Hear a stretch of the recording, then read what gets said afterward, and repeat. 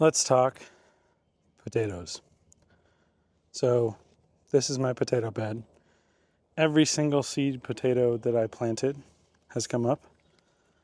I also have some weeds in here that need to go. These are Yukon Gold potatoes, which are a determinate potato. What does that mean? That means think of an upside down umbrella where the greens are the handle and the root system underneath is the umbrella. These are going to grow potatoes around them, close to the surface, in a single layer.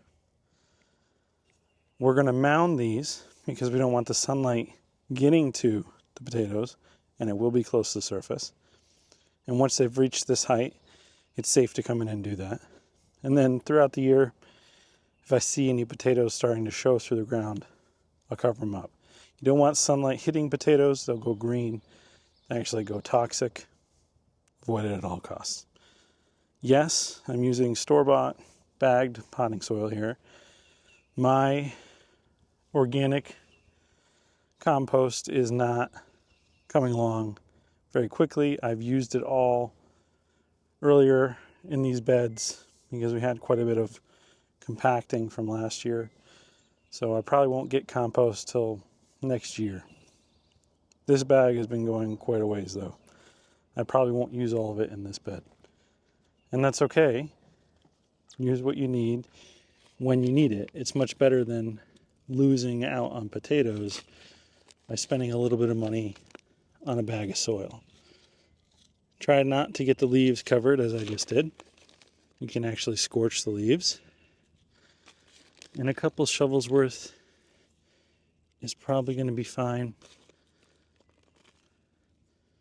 This bed hasn't compacted as much as some of the others. Now, you heard me say determinate potato, which means there's indeterminate. Like, for example, your russets. An indeterminate potato is not like an umbrella. An indeterminate potato, you get the stalk coming up, you mound soil, it will send more roots into that soil, you mound soil, so on and so forth. So you can have levels of potatoes, which is a lot more potatoes in the end. Why then would someone choose to grow determinate?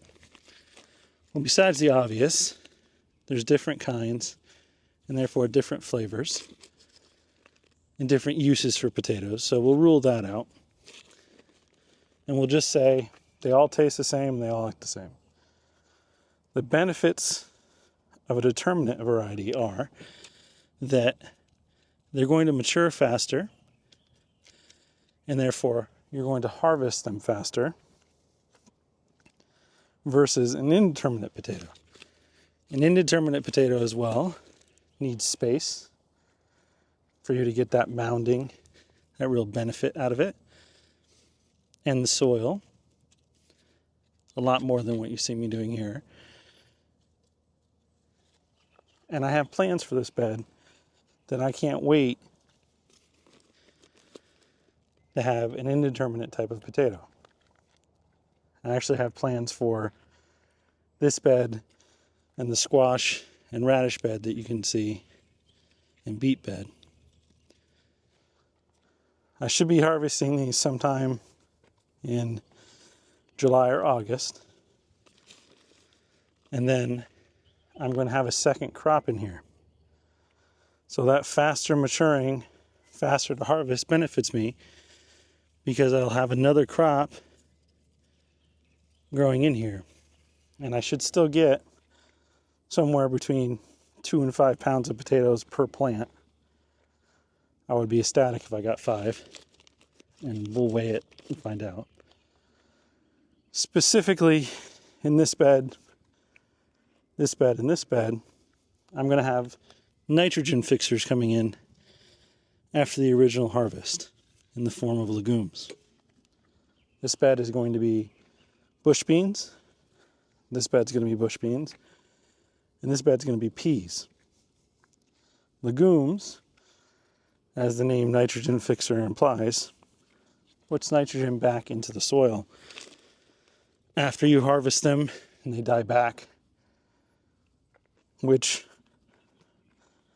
I don't know how well my soil is doing because I haven't tested it. But this was an onion bed last year, and both of these other beds were used as well. I think it's just good precaution. And I like beans. Specifically, we're going to probably pickle them and have something called dilly beans, which is just canned dill beans.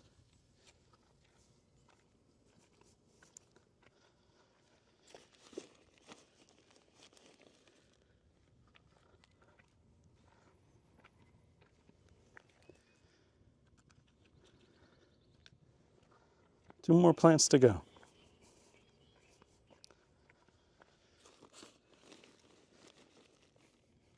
The difference with Indeterminate here, I would keep mounding every few weeks to try to build up the soil to get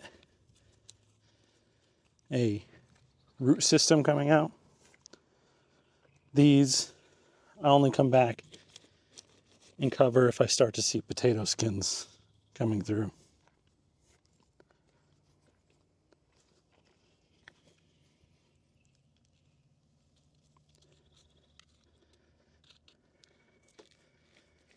And just like that, job done. While here, just show you a little update. This is the beet bed. We're not doing great in here, to be honest. We've got a handful of beets that have come up. And then it looks like we've got some carrots that are somehow in here. And then we've got wildflowers that are coming up. This bed had wildflowers in it last year, and they have self-seeded. Across from me, the squash bed is doing great. The tomatoes are out of control. My marigolds that I planted didn't make it. Someone confused them for weeds and pulled them. So I bit the bullet and bought some, and I'm going to be replanting. Strawberries. So far, whatever mysterious animal was in here has not come back. Our first round of beans are looking great. The radishes, I thinned sparingly. I probably can go back in and thin some more. And I actually have some asparagus seedlings that are coming up. Now with these asparagus, you only want the female plants. And when you plant from seedling, you're not going to know until they grow. So once these come up a little bit, the males will be thinned out. Blueberries are definitely getting there. And unfortunately, the cucumbers I had planted in this tub went the same way as the marigold, so they're going to be replaced by pepper plants, where these cucumbers made it through just fine. So there we go. That's the current state of the garden. That's the list of my chores that I'm going to be doing here once I let you guys go. And I'm quite excited. Things are looking really good. We've got a brief break in the rain, and then we're supposed to get 3 or 4 days of it. So that rain is really making me look like I know what I'm doing. And yeah, thank you guys for watching, and we'll see you in the next one. Bye for now.